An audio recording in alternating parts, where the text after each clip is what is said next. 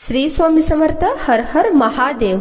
देवादिदेव महादेव व स्वामींच्या कृपेने तुमच्या सर्व चांगल्या इच्छा पूर्ण हो ही स्वामींच्या व महादेवांच्या चरणी प्रार्थना करते आणि आज या नवीन व्हिडिओला मी सुरुवात करते. येत्या 30 डिसेंबरला आलेली आहे वर्षातील शेवटची सोमवती अमावस्या. जेव्हा अमावस्या तिथी ही सोमवारी येते तेव्हा त्या अमावस्येला सोमवती अमावस्या असे म्हटले जाते. सोमवती अमावस्येच्या दिवशी पवित्र नद्यांमध्ये स्नान करावे. त्यानंतर आपल्या क्षमतेनुसार दानधर्मही करावा. सोमवती अमावस्येला भगवान शिव आणि माता पार्वतीची पूजा केली जाते. या दिवशी काही प्रभावी उपाय केल्याने आयुष्यात आपली प्रगती होत असते आणि म्हणूनच आज या व्हिडिओमध्ये मी तुम्हाला एक अतिशय प्रभावी असा उपाय सांगणार आहे. या वर्षातील शेवटचा सोमवती अमावस्येच्या दिवशी तुम्ही एक वेळ उपाशी राहिला तरीही चालेल, पण प्रत्येक आईने आपल्या मुलासाठी 31 तांदळाचा अतिशय प्रभावी उपाय करायचा आहे. हा उपाय केल्याने मुलांचे सर्व दोष, अडचणी, संकट, विघ्न नष्ट होऊन अभ्यासात, नोकरीत येणाऱ्या अडचणी दूर होऊन मुलांना प्रत्येक क्षेत्रात यश मिळेल. असा हा 31 तांदळाचा उपाय कसा करायचा आहे, कोणत्या वेळेत करायचा आहे आणि काय करायचं आहे याबद्दलची संपूर्ण माहिती आज या व्हिडिओमध्ये मी तुमच्यासोबत शेअर करणार आहे. त्यामुळे तुम्ही हा व्हिडिओ स्किप न करता शेवटपर्यंत पाहत राहा. चॅनलवरती जर नवीन असाल तर सबस्क्राईब करा आणि असेच माहितीपूर्ण नवनवीन व्हिडिओ पाहण्यासाठी बेल आयकॉनलाही प्रेस करा. सोमवती अमावस्या 30 डिसेंबरला पहाटे 4:01 सुरू होणार आहे आणि ही अमावस्या 31 डिसेंबरला पहाटे 3:56 समाप्त होणार आहे. आणि म्हणूनच आपल्याला या सोमवती अमावस्येला 30 डिसेंबरला म्हणजेच सोमवारच्या दिवशी साजरी करायची आहे.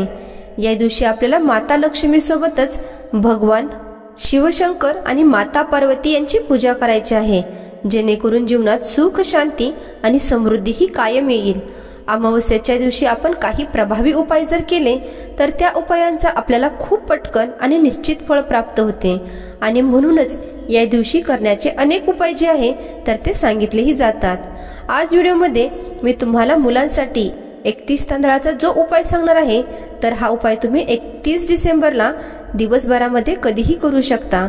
अगदी सकाळपासून ते संध्याकाळपर्यंत जेव्हा केव्हा तुम्हाला वेळ भेटेल त्या वेळेमध्ये तुम्हाला हा जो उपाय करायचा आहे हा उपाय तुम्ही अगदी लहान मुलांपासून ते मोठ्यांपर्यंत सर्वांसाठीही करू शकता.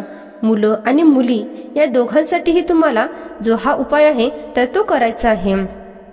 प्रत्येक आई वडिलांना आपल्या मुलांच्या उज्ज्वल भविष्याची काळजी असते. आपल्या मुलांनी खूप खूप शिकावं, त्यांना प्रत्येक क्षेत्रामध्ये यश मिळावं. मग मुलं अभ्यास करत असेल तर अभ्यासामध्ये मुलांची प्रगती व्हावी आणि मुलांना चांगली नोकरी प्राप्त व्हावी. मुलांचा एखादा उद्योग व्यवसाय असेल तर तो चांगला चालावा, त्यामध्ये वृद्धी व्हावी असं प्रत्येक आई वडिलांनाच वाटत असते आणि यासाठीच आपण भरपूर प्रयत्नही करत असतो. कधी कधी असं होतं की आपण कितीही प्रयत्न केले तरीही आपल्या मुलांना कोणत्याही क्षेत्रामध्ये यश मिळत नाही आणि मुलांची प्रगतीही होत नाही. जर मुलांच्या कुंडलीतले ग्रह हे कमकुवत असेल किंवा मुलांना कुणी नजर दोष लावलेली असेल, मुलांना नजरबाधा झालेली असेल तर मुलांच्या प्रगतीमध्ये अडथळेही येतच असतात. तसेच जर घराला पितृदोष लागलेला असेल तरीही मुलांच्या प्रगतीमध्ये अडथळे हे येत असतात. पितृदोषाचा सगळ्यात जास्त वाईट प्रभाव हा मुलांच्या प्रगतीवरतीच पडत असतो आणि म्हणूनच या दिवशी आपण हे छोटे मोठे उपाय जर केले तर मुलांच्या प्रगतीमधले सर्व अडथळे हे दूर होतात. जर तुमच्या घरात लहान मुलं असेल, विनाकारण किरकिर करत असेल, चिडचिड करत असेल, हट्टीपणा करत असेल, सांगितलेलं ऐकत नसेल किंवा घरात मोठी शिक्षण घेणारी मुलं असेल, शाळेत जात असतील तर त्या मुलांना अभ्यास करावासाही वाटत नसेल किंवा मुलं जो काही अभ्यास करतात तो त्यांच्या लक्षातही राहत नसेल किंवा भरपूर शिकलेली मुलं मुली आहेत परंतु त्यांना मनासारखी नोकरीही प्राप्त होत नाही किंवा त्यांचा विवाह योग हा जुळूनही येत नाही, या सर्व समस्या दूर होण्यासाठी तुम्हाला मुलांसाठी हा जो उपाय आहे तर तो करायचा आहे. बऱ्याच वेळा मुलांना नजरदोष जी आहे तर ती लागत असते आणि नजरदोष ही फक्त बाहेरच्याच व्यक्तींची लागते असं नाही, तर घरातील आई वडिलांची नजरदोष ही आहे तर ती मुलांना खूप पटकन लागत असते आणि यामुळेच सुद्धा मुलांना अडचणी यायला सुरुवात होतात. आणि अमावस्या ही 1 महिना दिवस आपल्याला मिळत असतो। या दिवशी जर आपण काही नकारात्मकता, वाईट शक्ती, दोष दूर करण्यासाठी जर काही उपाय केले तर त्या उपायांचा आपल्याला खूप लवकर फळ प्राप्त होत असते। आता हा जो उपाय मी तुम्हाला सांगणार आहे तर तो अत्यंत प्रभावी उपाय आहे। उपाय करत असताना तुमच्या घरामध्ये सुतक असायला नको। सुतक असेल तर हा उपाय तुम्ही अजिबातही करू नका। आणि जर घरातल्या एखाद्या स्त्रीला मासिक धर्म असेल आणि तुमच्या घरामध्ये तेवढे पावित्र्यही राखले जात नसेल तर उपाय तुम्हाला करायचा आहे। घरामध्ये मासिक धर्म असेल तरीही करू नका।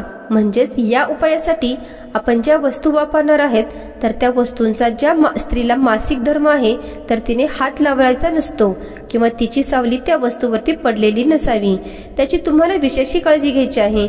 मग आई सोडून इतर घरातल्या सदस्यांनी म्हणजेच आजी, आजोबा किंवा वडिलांनी मुलांसाठी हा उपाय केला तरी सुद्धा चालेल।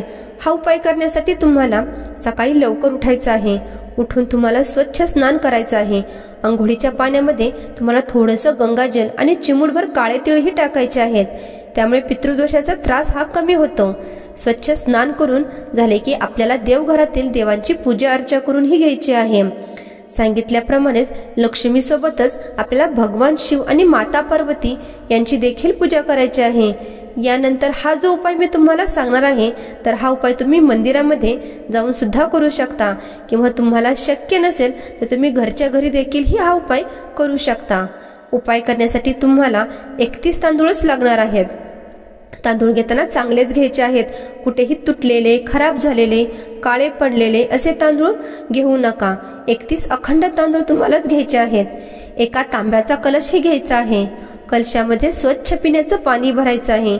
त्यानंतर या कलशामध्ये तुम्हाला थोडेसे चिमूटभर काळे तिळही टाकायचे आहेत। त्यानंतर थोडंसं गाईचं कच्चं दूधही टाकायचं आहे।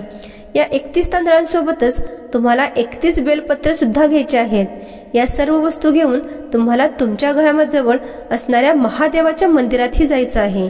गेल्यानंतर सर्वप्रथम तुम्हाला उत्तरेकडे तोंड करून उभा राहायचं आहे आणि हे जे जल आहे ते तुम्हाला शिवलिंगावरती अर्पण करायचं आहे।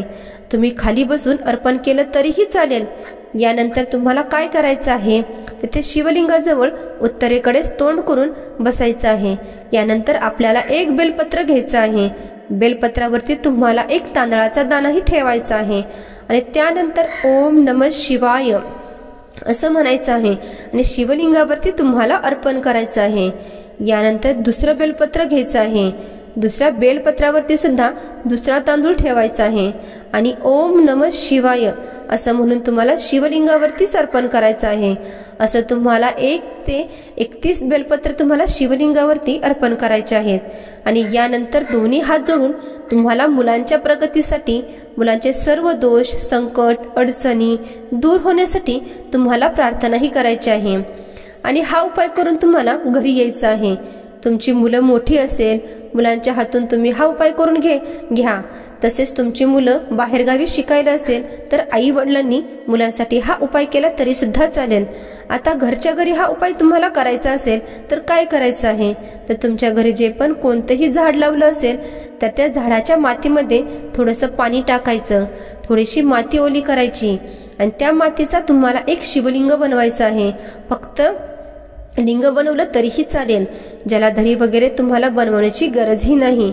1 छोटासा शिवलिंग तुम्हाला बनवायचा आहे आणि अगदी मंदिरामध्ये तुम्ही उपाय करणार आहात त्याच पद्धतीने हा उपाय तुम्हालाही करायचा आहे। फक्त संपूर्ण लोटा जल तुम्हाला हे शिवलिंगावरती अर्पण करू नका। फक्त थोडंसंच पाणी तुम्हाला हाताने घेऊन त्यावरती शिंपडायचं आहे। यानंतर हे 31 बेलपत्र आणि 31 तांदूळ तुम्हाला अर्पण करायचे आहेत। यानंतर तुमचा हा जो उपाय करून झाला की उरलेलं पाणी जे आहे ते तुम्हाला ते शिवलिंगावरती अर्पण करून घ्यायचं आहे।